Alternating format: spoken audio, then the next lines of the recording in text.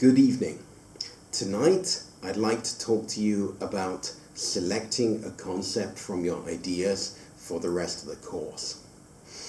The weekly assignment next week will be the last, and then you'll be working on your final report, and both of these should be focused on your chosen idea. It's very important that you take this step of concept selection seriously, that you think actively, and you don't allow yourself to reach a decision by default. This is very easily done. You might have a favorite idea, so you pick it. You might have an idea and you think, well, this is going to be the easiest idea, so you pick it. And very often, these default decisions, they don't reach the best result. And it's worth taking some time to think it over, to use some different methods to compare your concepts, and to carefully reach a result by looking at all of the different pros and cons from different sources and different methods. I'll upload a sheet to StudIP which summarizes 3 important methods that you can use for the concept selection. And what I'll do, I'll go through these methods and give some examples tonight. Before that though, I'll remind you of one thing. When I was talking about generating ideas, I said that in the design process, you tended to have lots of freedom, lots of chaos at the beginning, and lots of structure and lots of rules, and lots of things that were set in concrete at the end. You're now somewhere in the middle, and this means that there is still some room at the concept selection stage for your emotions. That's very important. We'll come back to that. The 3 main methods that you can use are scoring, instinct, and feedback. Scoring means that you decide what your criteria are for a successful product, and you give each of the concepts scores, and then you add them up, and the one with the highest score wins. Some engineers will tell you that this is the only valid way of selecting a concept. And I say, nonsense, that's wrong. Because it always pushes you towards some kind of a grey compromise. It doesn't favor any outliers. You won't get any Lamborghinis or iPhones or outstanding luxury products or things that are lots and lots of fun from this kind of scoring table, because if you do that, there's not really any way that you can measure something like appearance or satisfaction or happiness. You just can't put a number on it. And it's also interesting to think about the scoring table and how it works for, say, comparing a pencil and a ballpoint pen. Now, you'll find the pencil almost always wins because it has far fewer parts than the ballpoint pen. It's much simpler. It works upside down. You can write at any angle, you can write on the roof with it. It doesn't dry out. It will work as well in 50 years as it works today. You can tell when it's going to run out because it visibly gets shorter as you sharpen it. Whereas with something like this, you might be able to tell if you peer inside, but it's pretty difficult. And it also doesn't leak. So if you leave it in your bag, you won't end up with a big blue patch on your bag. And nevertheless, the ballpoint pen is a very big seller. It's made in such an enormous number that simple ballpoint pens, the ones that don't have the retraction mechanism, although they're considerably more complex than the pencil, actually cost less. And this is because people buy pens because they want something that's colored or that can't be erased, that kind of thing. So it's a good example of the fact that the scoring table is not the be-all and end-all of selecting a good concept. The method that I've named instinct, that means, what do you feel? What would you do if you didn't have long to think about it? What's your gut reaction? Now, I suggest that you maybe narrow down the list of concepts. Maybe for this week's assignment, you only compare 3 of your concepts, your favorite 3. You can pick those 3 however you want. But when it comes to the instinct, I want you to order those 3 concepts. Say, well, this is my favorite, this is my second favorite, this is my third favorite. That kind of thing. But then I want you to think hard about this. Where is this instinct coming from? Why do you have that feeling? And then think about, well, is it a justified feeling? You know, maybe this is because you're very similar to the kind of person who you would anticipate buying this product. You live the same kind of lifestyle. Maybe it's down to some kind of prejudice against one of the ideas. Maybe you think it's ugly. Maybe it is ugly. But at this stage, I'd like you to maybe write 25, 30 words about each of your 3 concepts and explain, well, what is your instinct? Would you pick it? Wouldn't you pick it? Why? And the third method is to seek some feedback.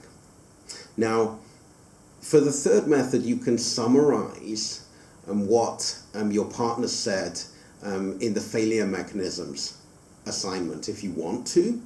But I'd also like you to add something in that, the view of an engineer looking at failure mechanisms is not the same as the view of a customer thinking of buying the product. So maybe ask some of your friends, make some informal notes about which products they favor and why. And when you've got the methods, the results of these 3 methods, the scoring, so a neat table with totals at the bottom saying which concept is preferred, and the instinct, so your list of concepts, your preferences, first, second, third, and 25 or 30 words for each one explaining why, and then the feedback, so a few bullet points or a few sentences explaining the pros and cons of these ideas based on the feedback about the failure mechanism from your partner, from the last assignment, and also from speaking to some of your friends. And then at the end, I want you to reach a decision and choose one of these ideas to develop further in the rest of the course. And you should explain in maybe 50 words or so how you've reached that decision and why. And remember that this decision that you reach is going to be something that affects obviously the report that you're going to spend quite a lot of time writing. So it's my recommendation that if you get to this result and you're not happy about it, think about it. Go back a couple of steps. Think about why you're not happy about it. And at the end, try to pick a concept that you're going to have some fun with in the rest of the course. If you get a little bit lost here, you might find that the book I recommended a few weeks ago by Viktor Papanek could be of some use here. So you can go back, you can look at the passages from that book that you chose and see if they give you any inspiration. The submission date for this week's assignment then is the 25th of July. I'd like to give you a little warning here before I finish today. And I'd like to give you a little quote from Richard Feynman, who is a very famous physicist in the United States and wrote a series of lecture notes which then became a book on the fundamentals of physics, was also one of the investigators in the inquiry into the Saturn V, not Saturn V, I apologize, the Challenger space shuttle disaster of 1986. So you can do some reading into Richard Feynman if you want, but what he said is the first principle is that you must not fool yourself, and you are the easiest person to fool. This comes back to the idea that I mentioned at the beginning, the fact that it's easy to do things by default. And it's easy to have a pet idea and stick with it and think, this is absolutely the best idea, this will sell, this is brilliant. And you can trick yourself. Remember that it's also possible to make nearly anything sound good or bad. If I say to you, I've got a great way for you to store all of your lecture notes, all of the information you need for university, and it's going to cost you all of your free money for 2 months. It's quite heavy. You have to carry it around. You have to plug it into the electricity mains, and it's only going to last for 4 years. Yeah, it doesn't sound such a good deal, does it? Well, that's basically a description of a notebook computer. It's making a notebook computer sound bad. If I said to you, how about I give you a keyboard that's much easier to type on because it gives you feedback. It gives you tactile feedback. You can feel the keys moving better. You can feel the edges of the keys better. It gives you feedback that you can hear, that you can see from the keystrokes and things. Well, that sounds really good. But that's a 1980s clicky keyboard, and when you press the keys, they go. And no one buys these anymore. They do last forever, but somehow they went out of fashion. So be aware of the fact that you can make anything sound good or bad, and you need to be careful that you don't trick yourself.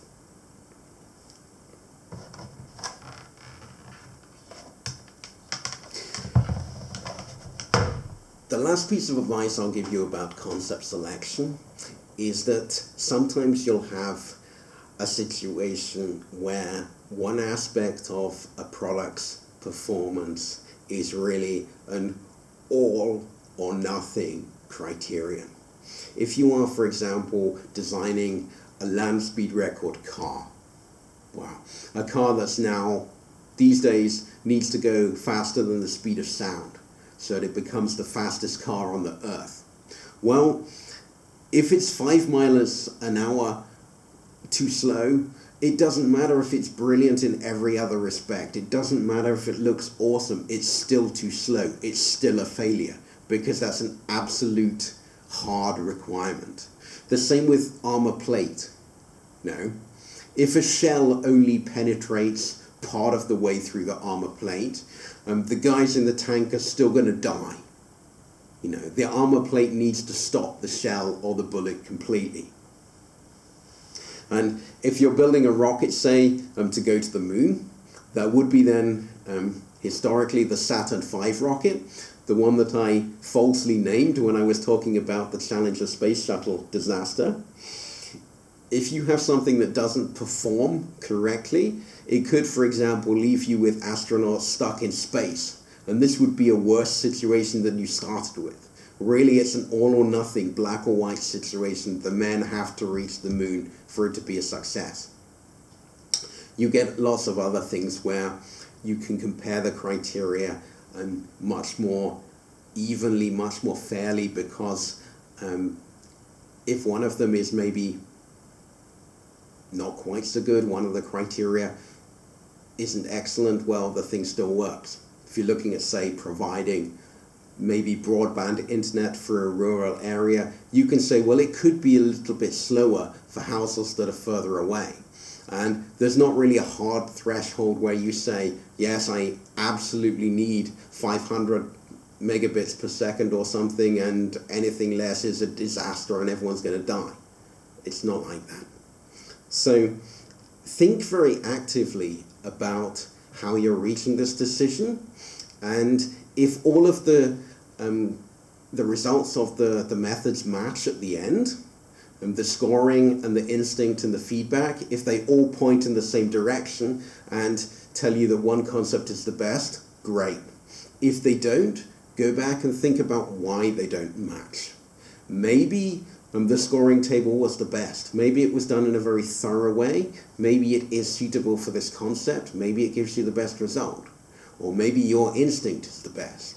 Maybe you know the intended market very well. Maybe you're like a tortoise and you can just feel when the rain's coming and you can move to higher ground. Maybe you have this sixth sense about product design and a certain market.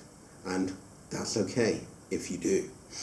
And maybe your friends, your peers here at the university are the most reliable source of which one of these concepts could be a success. And that's the way I want you to think about it too. Imagine that this concept that you're selecting right now is going to be a business idea, because that will form the core of the report that you'll be writing in a couple of weeks. If you've got any questions about this assignment, then please let me know. As I said, I want it completed by the 25th of July. I'll also give you a little challenge this week. We talked a few weeks back about creativity, and you're now going to be going a bit more in the direction of structure and logic. But before you do, I want to ask you how you'd solve a problem. This is a piece of threaded rod. Basically serves as a bolt, but you can take a hacksaw, you can cut a piece off, and you can make a bolt of any length you like by putting a nut on each end. And I want you to imagine that this threaded rod passes through one component at the top, through a clearance hole at the top, down half its length, and then there's a joint between components, and then the bottom half of the threaded rod is screwed into a blind threaded hole in the bottom component, and then there's a nut that's screwed onto the top and tightened to hold these two bulky components of a machine together. Now, only one diameter of this rod is protruding from the top machine component. So in this case, it's a 12 millimeter diameter rod. There's 12 millimeters protruding from the top. And you need to service the machine. The machine needs to be taken apart, cleaned, repaired. And you not only need to take off the nut, but you need to turn the screw thread and unscrew it from the blind threaded hole at the bottom. But the machine is old. It's got dirty, it's got rusty, and you can't turn this rod. It's seized in the hole at the bottom. And to get it moving, you need to exert a very large anti-clockwise torque. But suppose that this threaded rod is made out of expensive material, maybe titanium, and you don't want to damage it, because then you'd have to buy another one and it's expensive. So what I want you to do is to think of a way that you can hold the top of this threaded rod, you can grip it securely, and you can turn it anti-clockwise, exerting a large torque to break it free from the corrosion at the bottom of the hole and get it out. But you mustn't damage it.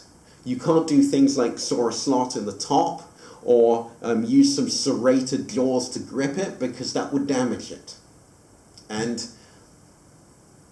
what you should do if you want to take part in this little challenge is draw a little sketch and write me a short description of maybe 30 or 50 words on a sheet of paper explaining how you do it. And I will pick the best solution. The criteria for the selection will be, it should be the cheapest possible solution and the most effective solution at the same time. I know that sounds hard, and you have access to a range of hand tools at this stage. A standard engineering workshop with hand tools, things like spanners, screwdrivers, pliers, saws, that kind of thing. So, if you want to take part, I'll offer a prize for the winner for the best solution, assessed by those criteria, and the prize will be, I will buy the winning entrant a 6-pack of beer of their choice as I did for the Mercury Tongues Challenge earlier in the course. If you want to take part, you need to send me your solution, your proposed way of turning this 12mm threaded rod, which is only sticking out 12 millimeters, by the 31st of July. I'll then, according to those criteria, pick the winner as best as I can and get back to you. Thank you for your attention tonight. That's all for today. If you've got any questions, just send me a message. Thank you.